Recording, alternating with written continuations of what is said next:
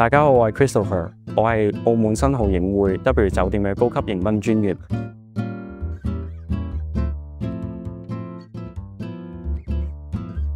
當時見到澳門工聯職業轉介服務部嘅資訊，咁了解到 W 酒店同工聯合作去舉行一個招聘會。咁見到職位介紹嘅時候，我覺得前台呢個職位係好適合自己啦。咁之後就聯絡咗工聯去參加呢個活動。我記得招聘會嘅地點係工聯青年活動中心啦。一抵達現場嘅時候，工聯嘅工作人員係好熱心咁樣協助我哋整個流程嘅。咁場地嘅選擇都好有心思啦。我係喺舞台後面嘅化妝間做面試嘅。咁整個招聘會俾我感覺咧都好新穎獨創，好切合 W 嘅風格。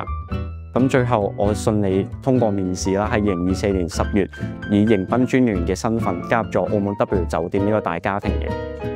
係我之前冇任何嘅酒店業經驗嘅，可以話係一張白紙。好彩酒店有各種培訓同埋指導，令我可以喺短時間內熟悉前台嘅日常運作同埋對客嘅技巧。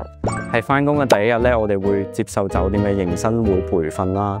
咁返到去部門之後咧，我哋新人咧會被分派去一位資深嘅同事作為師傅，咁去跟佢學習各種第一手嘅前台知識。好榮幸地得到部門主管同埋管理層嘅賞識同提拔啦。我喺今年嘅9月獲得晉升嘅機會嘅，成為咗高級迎賓專員，由徒弟轉成師傅嘅角色去教導新同事，等佢哋可以盡快適應。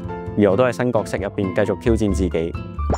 我覺得唔需要局限自己嘅可能性啦，可以多啲考慮前線營運部門嘅工作機會。一方面咧更加容易獲聘，另一方面咧晉升嘅前景都會更加廣闊。咁我希望我嘅例子都可以俾到大家一啲啟發。